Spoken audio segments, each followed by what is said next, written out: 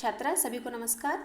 आज हम आपकी पाठ्यपुस्तक का जो अंतिम पाठ है पंचदश पाठ यानी 15th लेसन जो है उसे हम पढ़ेंगे। पाठ का नाम है लालन गीतम।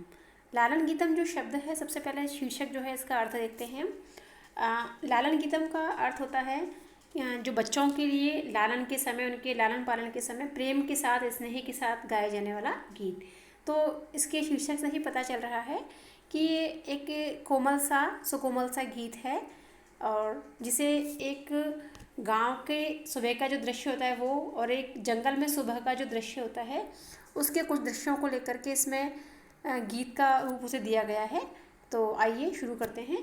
लेकिन इससे पहले आप एक ध्यान रखें कि इसमें कुछ जो नए शब्द हैं उसमें एक विशेषता यह है कि इस पाठ के शब्दों में बहुत सारे अव्यय शब्द आएंगे, जो आप जानते ही हैं षष्ठी कक्षा से कि अव्यय शब्द वो जिनका अपने अलावा कोई रूप नहीं बनता, जिनका लिंग विभक्ति वचन जो है कभी परिवर्तित नहीं होता।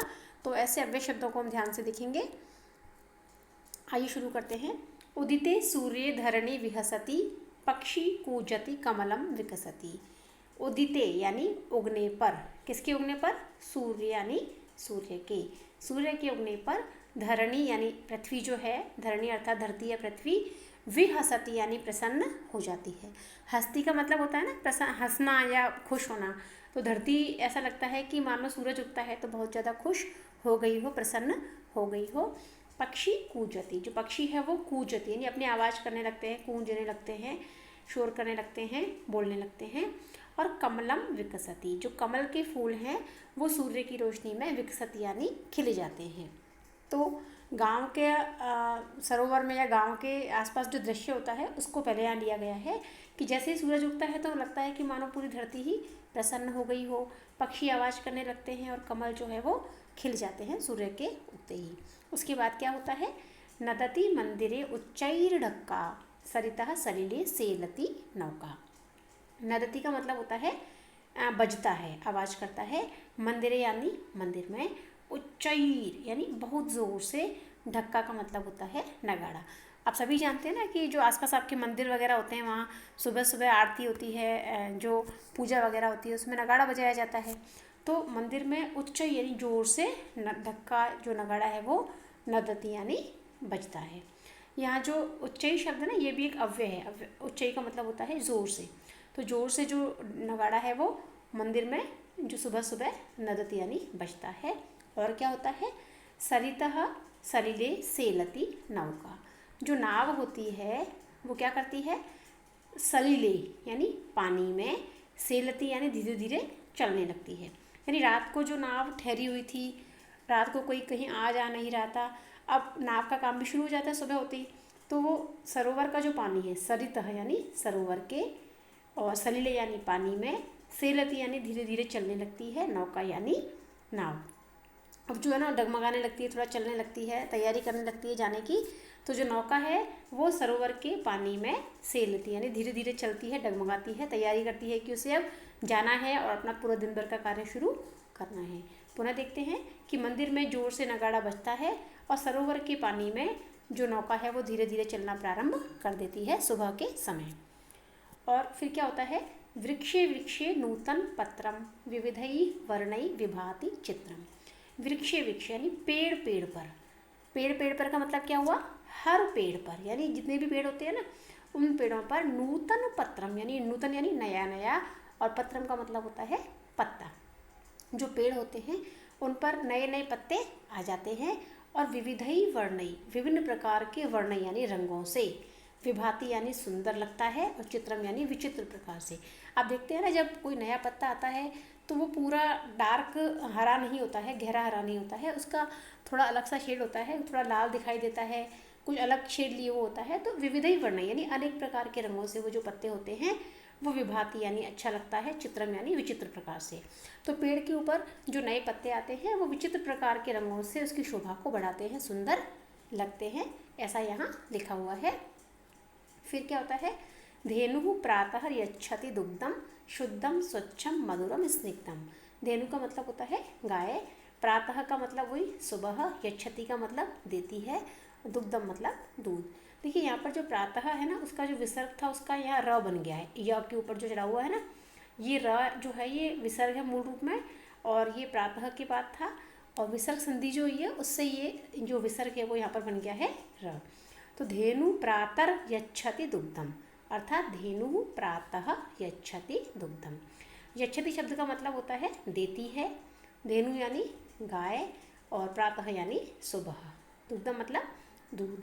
जो गाय है वो सुबह सुबह दूध देती है, और दूध कैसा होता है उसका, शुद्धम यानी शुद्ध होता है, एकदम प्योर होता है, स्वच्छम यानी एकदम साफ सुथरा, मधुरम यानी मिठास लिए हुए होता है, थोड़ा मीठा सा लगता है वो, और स्निग्धम का मतलब होता है कि वो जो दूध है वो रूखा सूखा नहीं होता, वो बड़ा चिकनाई लिए हुआ होता है, बड़ा स्निग्ध होता है, बहुत पौष्टिक होता है। तो जो गाय है वो शुद्ध स्वच्छ मधुर और स्निग्ध दूध को हमें सुबह सुबह देती है। ये भी गांव के दृश्य का ही भाग है। अब जो है इसके बाद में जो दिया गया है वो क्या है कि जंगल में क्या क्या होता है सुबह के समय। गहने विपिने व्याघ्रो गर्जति, गहन यानी घना, विपिन का मतलब होता है जंगल या वन, व्याघ्र का मतलब बाघ, गर्जति मतलब गरजता है। जो घना जंगल है उसमें जो बाघ है वो सुबह सुबह उठता है और गरजता है जोर से, उच्च यानी जोर से, वापस आया ये जोर से। और क्या होता है तत्र, तत्र भी एक अव्यय शब्द है, और तत्र का मतलब होता है वहाँ पर, वहाँ पर कहाँ पर, इस विपिन में यानी इस जंगल में, यानी इस जंगल में एक तो घने जंगल में बाघ तो गरजता ही है, साथ ही क्या होता है च यानी और, ये भी अव्यय है, च का मतलब और, सिंह यानी शेर, और नर्दती का मतलब होता है दहाड़ता है, यानी घने जंगल में जो बाघ है वो गरजता है, और जोर से जो शेर है वो वहाँ पर ही उसी जंगल में दहाड़ता है। इससे ये अर्थ निकलता है कि जो जंगल है वहाँ पे भी सुबह सुबह शेर बाघ वगैरह गरजना दहाड़ना शुरू कर देते हैं। और क्या होता है वहाँ जंगल में, शेर और बाघ के अलावा भी तो पशु है ना, तो देखो हरिणो यम खादति नवघासम सर्वत्र च पश्यति सविलासम। हरिणो, हरिणो में जो है ना मूल शब्द है हरिण, यानी हिरण, मृग। अयम यानी यह, खादति यानी खाता है, और क्या खाता है हिरण, नवघासम नई नई घास को।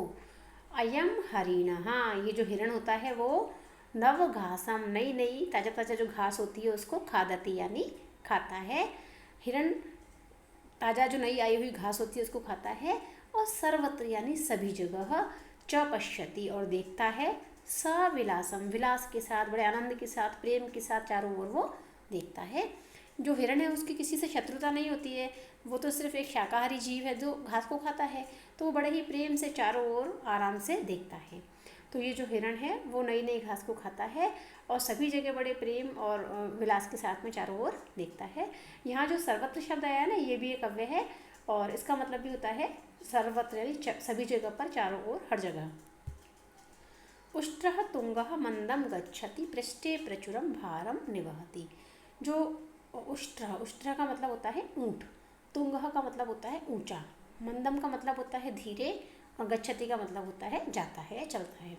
इसमें जो मंदम है ना, मंदम ये भी एक अव्यय है, इसका मतलब है धीरे धीरे, और ऊँट का मतलब, उष्ट्र का मतलब आप देख चुके हैं। तो जो तुंगः उष्ट्रः, इसमें देखो ये तुंग जो है ना ये इसका विशेषण है, और उष्ट्र है क्या है इसका विशेष्य है, यानी ऊंचा ऊँट।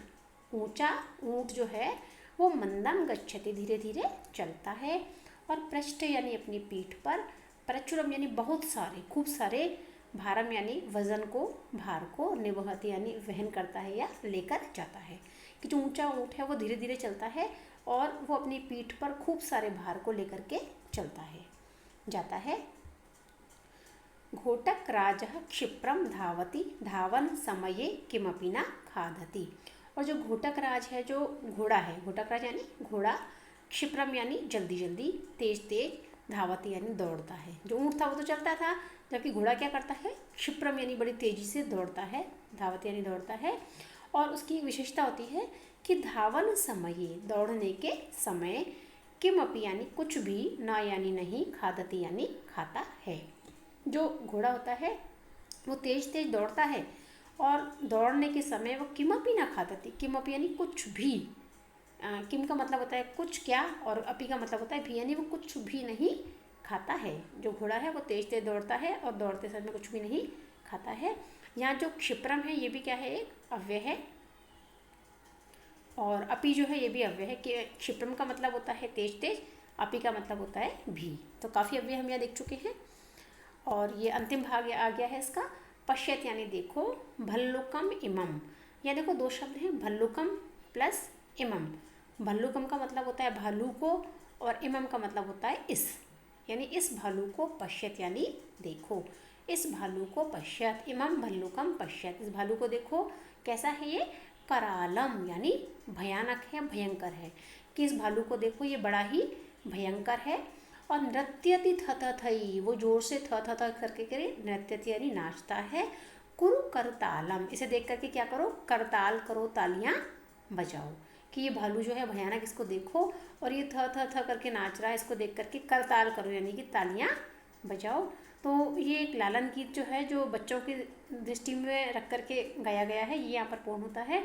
इसकी विशेषता, कुछ तो नए शब्द हैं उन्हें देखना है हमें, जो इसके अव्यय शब्द हैं उन्हें देखना है, और इसके अलावा जो पाठ में गांव का सुबह का और जो जंगल का सुबह का दृश्य दिया गया है उसे थोड़ा देखना था। आशा है आपको ये पाठ अच्छे से समझ में आया होगा। यदि कोई आपको डाउट हो तो आप कमेंट बॉक्स में लिखकर पूछ सकते हैं। धन्यवाद।